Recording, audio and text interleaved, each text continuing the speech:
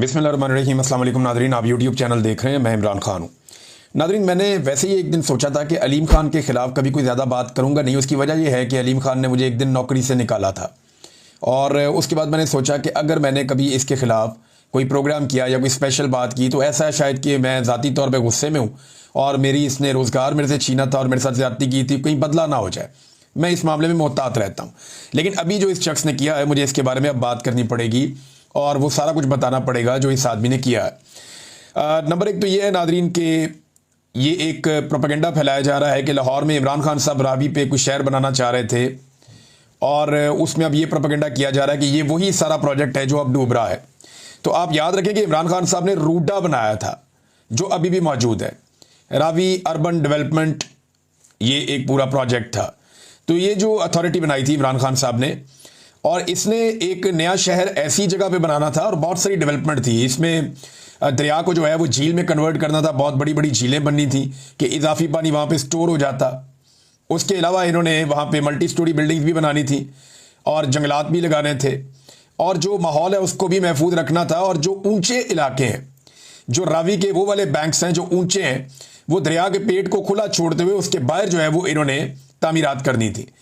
और इसके लिए ज़रूरी था कि ये ऊंचे एरियाज़ के अंदर कंस्ट्रक्शन की जाती और शहर को इस तरफ ले जाते, और जो निस्बतन नीचे वाले एरियाज़ हैं जिन्हें आप दरिया का पेट कहते हैं, उन्हें महफूज रखा जाता था कि दरिया अपने कुदरती रस्तों से गुजर जाता। अब हुआ ये कि इमरान खान साहब का प्रोजेक्ट तो अभी भी चल रहा है, उसके ऊपर जाके नंबर टांग लेती है, कभी मरीम नवाज जाके वह अपनी फुटेज बना लेती है, कभी कुछ और कभी कुछ और अब सैलाब आया है और ये बहुत बड़ा सैलाब है। तो उसके बाद जिन सोसाइटियों को इमरान खान साहब मना कर रहे थे ना कि इनको एनओसी नहीं देना, उनके अंदर पानी घुस गया है। इमरान खान साहब ने क्या कहा था, मैंने ये आपको पिछले वीलॉग में सुनाया कि इमरान खान साहब ने कहा कि अलीम खान का प्रॉब्लम ये था कि उसने एक बहुत बड़ी ज़मीन खरीद ली थी दरिया के अंदर, यानी वो दरिया का इलाका है, दरिया की ज़मीन है जिसे अलीम खान ने खरीद लिया था और वो वहाँ पे ग्रीन एरिया को ब्राउन एरिया में कन्वर्ट करना चाहता था और ये करते हुए वो वहाँ पे अपनी रेजिडेंशियल सोसाइटी को एक्सटेंशन देकर अरबों रुपया कमाना चाहता था। ये उसकी ख्वाहिश थी अलीम खान की, लेकिन इमरान खान साहब और उस्मान बुज़दार इस ख्वाहिश के रास्ते में रुकावट बन गए। उस वक्त एक हुआ करते थे SM इमरान साहब, ये इनको वाइस चेयरमैन इमरान खान साहब ने LDA का लगाया था और इन्होंने ये अप्रैल 2022 में कुछ ट्वीट्स करके कुछ चीज़ें बताई थी इमरान खान साहब की हुकूमत ख़त्म होने से चंद दिन पहले। इन्होंने लिखा कि दरिया रावी के बहाव के रास्ते में किसी भी किस्म की तामीरात गैर कानूनी है और अलीम खान साहब वहाँ 300 एकड़ रकबे पर सोसाइटी को मजीद फैलाना चाहते थे जिससे शहरियों का जानी और माली नुकसान हो सकता था। कानून के तहत इन्हें वहाँ तामीरात की इजाज़त देना मुमकिन नहीं था।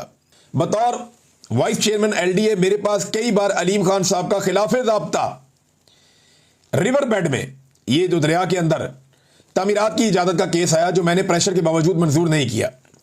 इमरान खान की जानिब से, वज़ीर आज़म की जानिब से हमेशा वाज़ेह हदायत रही कि मेरिट के खिलाफ कोई काम ना हो और इस सिलसिले में मुझे हमेशा वज़ीर आज़म की सपोर्ट रही।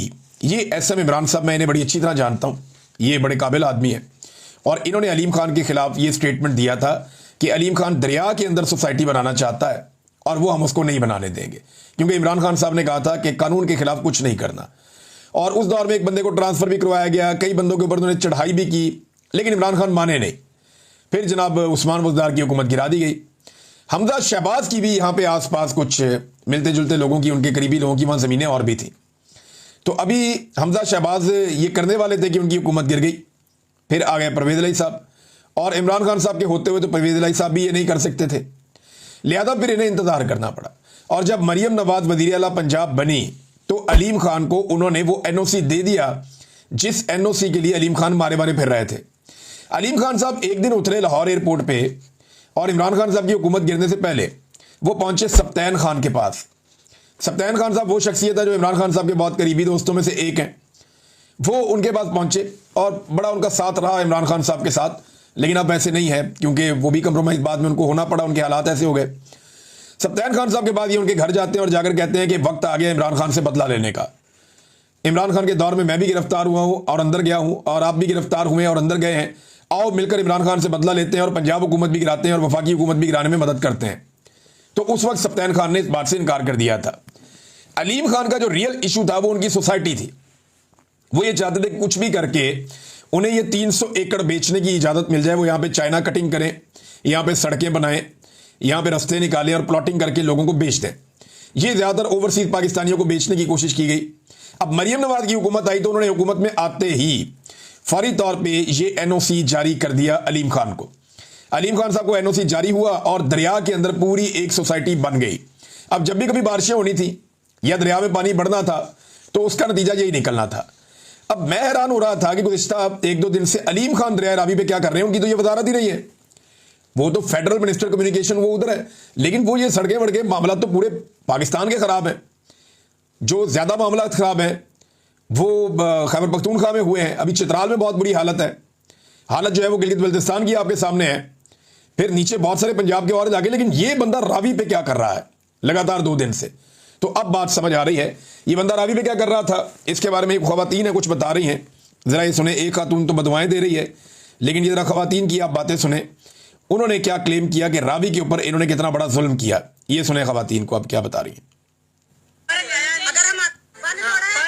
अगर हमारा खुशी होता ना, उन्हें पानी नहीं तोड़ने देना था। पार्क व्यू वाले ने पानी तोड़वाया, उसने अपनी स्कीम बचाई, नहीं तो इतना सफेद तक आ जाता था, पानी पीछे हो जाता था। कभी इधर नहीं आया अलीम खान ने बंद तोड़वाया। अब अपनी सोसाइटी बचा ली। हाँ जी, क्योंकि वो अमीर था ना, हम माड़े बंदे। हमने बच्चों के लिए बनाया अपना, 10 तोले मैंने सोना बेच के बनाया, कर्जा भी उठाया। बात सुने खवातीन की, वो कह रही 10 तोले सोना भी बेच दिया, कर्जा भी उठाया, गरीब आबादी के अंदर अपना घर बनाया। हम गरीब थे ना तो हमारा बंद तोड़ दिया। ये फिर इसका मतलब है अलीम खान साहब दरिया के अंदर जो घूम रहे थे, ये बंद तोड़ने के चक्कर में घूम रहे थे कि मेरी सोसाइटी बच जाए। क्योंकि देखें ना, जब आप पानी को फैला देते हैं आबादियों में और उसको मुख्तलिफ रास्ते दे देते हैं तो फिर वो कुछ जगह महफूज भी हो जाती है ना। तो अपनी सोसाइटी को बचाने के लिए मुबैना तौर पे जो ये खवातीन कह रही हैं, एक और खवातीन भी रो रही थी, उनकी भी मैं वीडियो सुन रहा था, वो तो बदवाएं दे रही है बेचारी। ये सुने आप।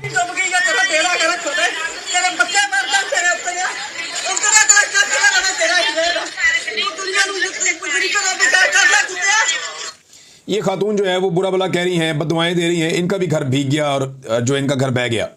अब ये गरीब लोग हैं, इनके कच्चे मकानात थे, इन्होंने बेचारों ने बड़ी मुश्किल से, किसी ने जेवर बेच के, किसी ने मजदूरी करके, उधार पकड़ के इन्होंने अपने घर बनाए हुए थे, तो इनके बंद तोड़ दिए गए मुबैना तौर पर अलीम खान की सोसाइटी बचाने के लिए।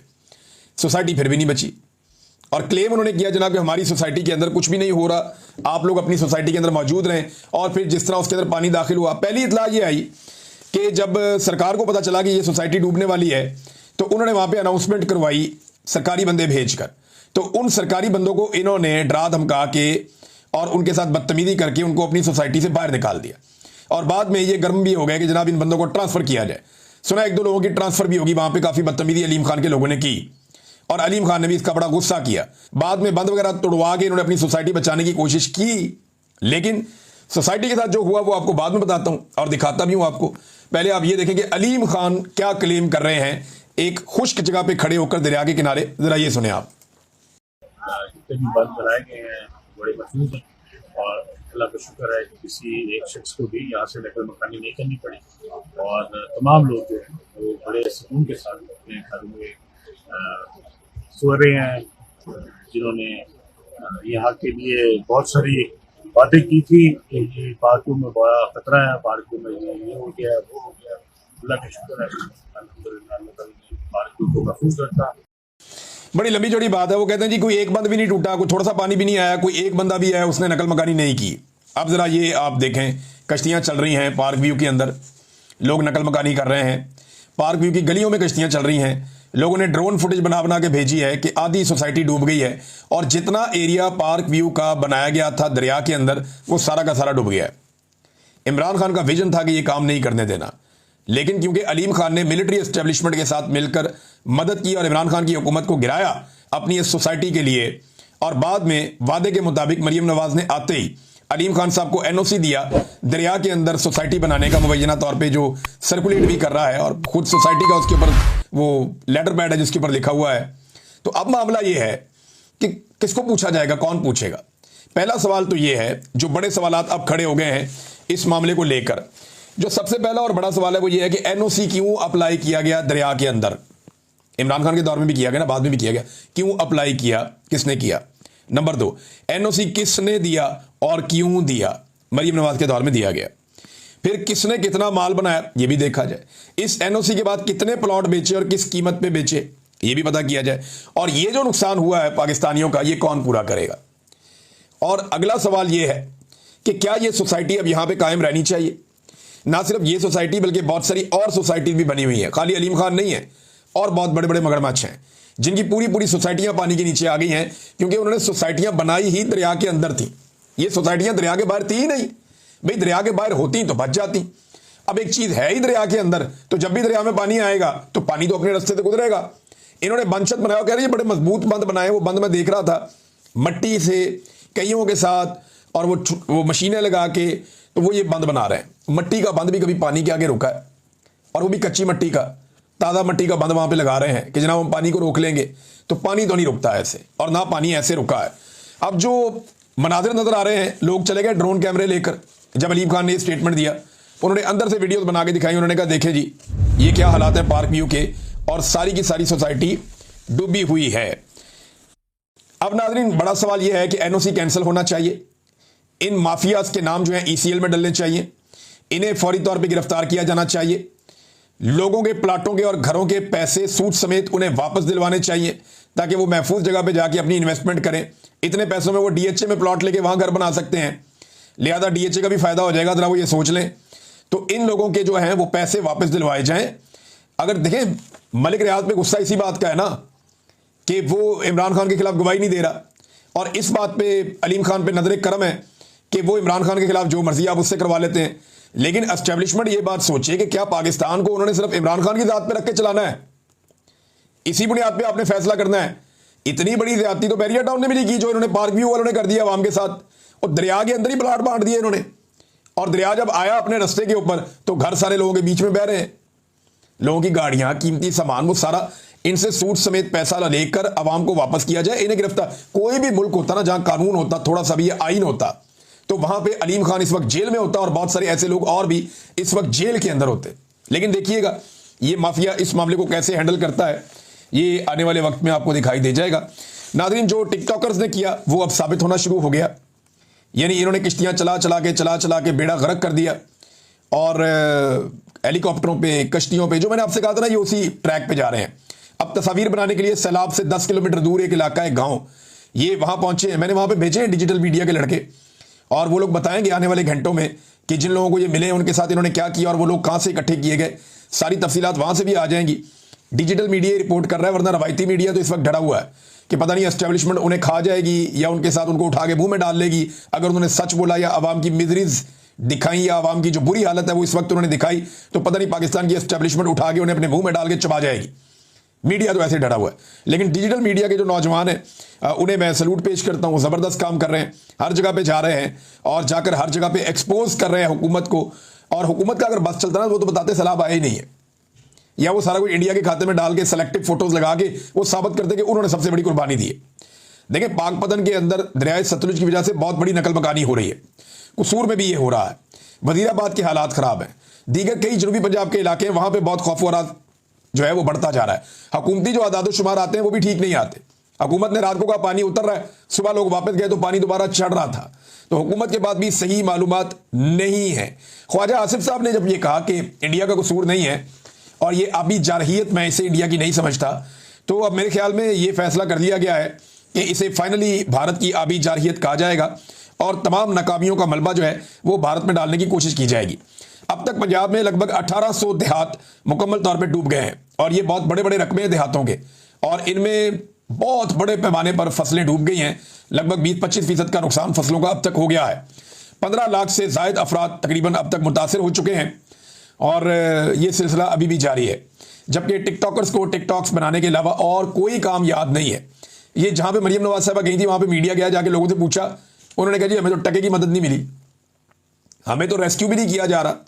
हालात इतने पतले हैं। यहाँ पे कुछ नौजवानों के इंटरव्यूज थे, वो बताते हैं जनाब हम तंग आ गए हैं, हमें कोई सहूलत फराम नहीं की जा रही। ये सुने आप एक नौजवान क्या कह रहा है। अस्सलाम वालेकुम, हमारी मीडिया से गुजारिश है कि हमारी खबर को ऊपर पहुंचाएं।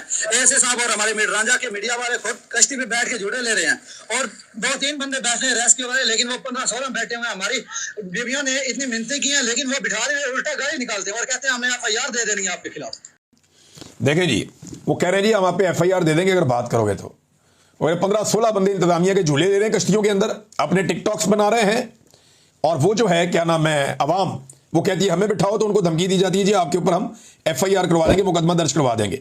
अब ये एक और साहब हैं, ये बता रहे हैं जी कि टिकटॉक ही बन रही है। सुने जरा बात। वो सिर्फ अपने, मैंने बताया ना आपको, टिकटॉकर है हमारी नज़र में, बस के अलावा कोई वो वज़ीर आला नहीं, कोई कुछ नहीं। एक टिकटॉकर है। जो लीडर है ना वो एक ही है, वो है जेल में। ये लोग कह रहे हैं जी हमें कोई सहूलत नहीं मिली। आगे फर्दर सारी चीज़ें बता रहे हैं कि हमें ना खाना पहुंचाया गया ना कुछ, और बहुत सारे नौजवान बता रहे हैं खाना भी नहीं पहुंचा हमें, किसी किस्म की मदद भी नहीं पहुंची हमें। फिर एक जगह पे वो बिरयानी बांटी जा रही थी, ऊपर स्टिकर लगा के वो बंदे ने डब्बा खोल के बताया जी बीच में चावल ही इतने से हैं और वो भी चने वाले। तो अजीबोगरीब हालत हमारी की हुई है इन्होंने, अपनी प्रमोशन पे इन्होंने कमर बांधी हुई है। हम जब खाना लेने आते हैं तो हमारी वीडियो ऐसे बनाते हैं जैसे हम मांगने वाले हैं, तो लोगों की हद तक भी